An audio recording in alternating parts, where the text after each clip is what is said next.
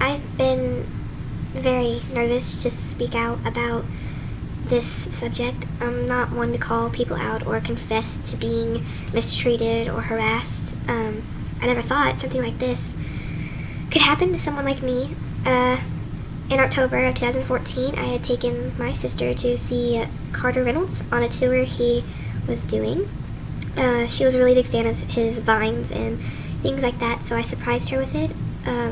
The whole experience was an overall okay experience. She met him, and I guess it was everything she could ask for at that time. That night at the hotel, I took her to the pool and watched her swim while I studied for an exam that I had coming up. Carter and some other boys came down to the pool and swam as well, which they stayed on the other side of the pool, which was okay because they weren't bothering me or my sister.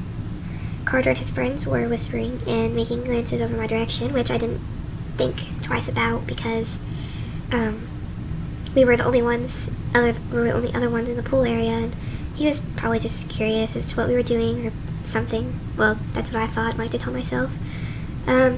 After 30 minutes, one of his two friends left, and when he did, Carter swam to the edge I was closest to, which I thought, okay, I didn't think it was weird. He smiled at me, and I was being polite. I smiled back. I maybe even said hi. He was being very polite at first. I'm not going to deny him that. He asked me my name and introduced himself as the Carter Reynolds, as if I should know how important he thought he was. My sister, being a fan she was very, big-eyed in the corner of the pool. I guess she was playing with jets or something, and she didn't really make an effort to come say hi or anything. She minded her own business, which I'm very glad she did, because if she had seen what was about to happen, I don't know what I would do. He continued to drill me about my personal life, which was very odd considering we'd only just met. I was 17 at the time, and I'm not sure how old he is or was, but I feel as though he was older than I was, and he was using my vulnerability as an excuse to make advances on me. He presented himself with a lot of confidence, and he asked me if I was seeing anyone, of which I answered completely honestly and said no. He asked me if my sister was my daughter and where I was staying and so on. I didn't think twice about it, because someone your sister idolizes associating himself with you is like that doesn't happen every day, and I would say that I continued talking to him for my sister's sake, but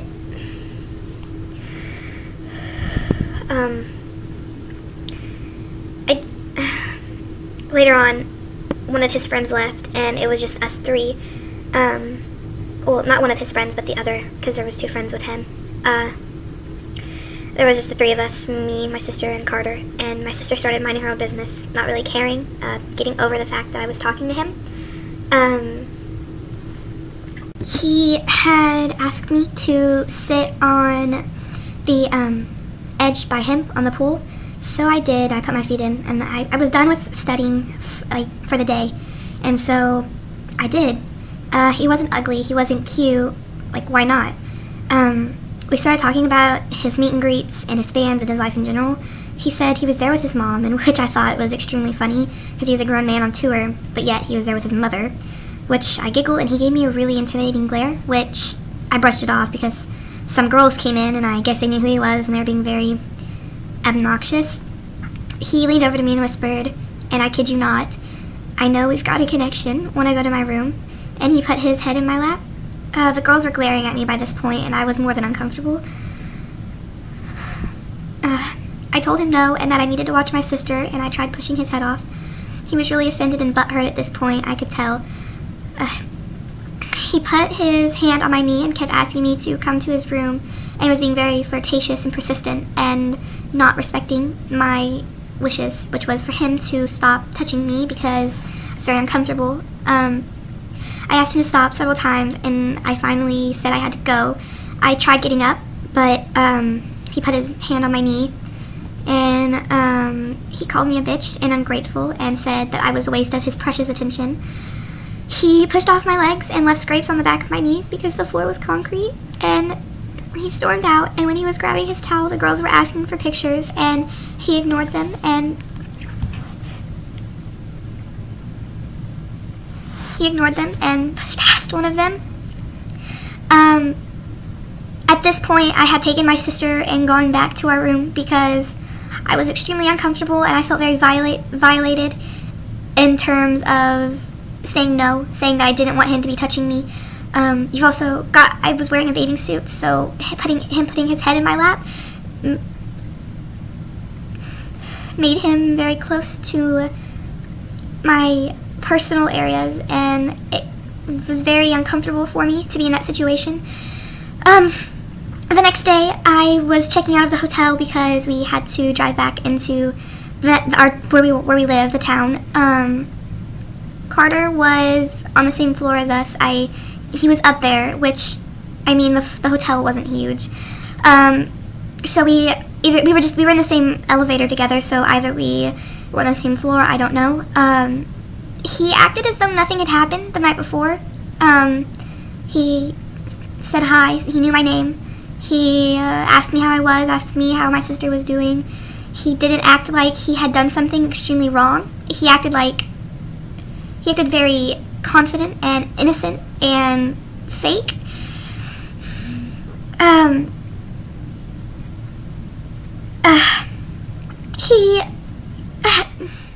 We got off at the lobby, and he had asked me if I needed a ride to wherever I was going. I told him it annoyed me that he had acted like nothing had happened, that he hadn't done anything wrong, and so I told him that I didn't need a ride, that he needed to stop associating with me, that he needed to reevaluate his priorities, and that when someone says no, they mean no.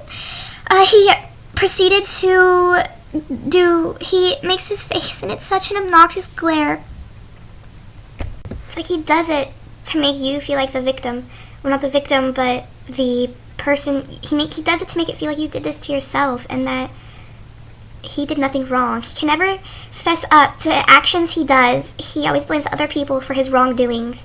He is so focused on having such a huge following and being successful that he cannot fess up to sexually harassing women and young women and ladies and people over the internet, people in person, ex-relationships. He is the most manipulative and ignorant person I have ever had the pleasure of associating myself with.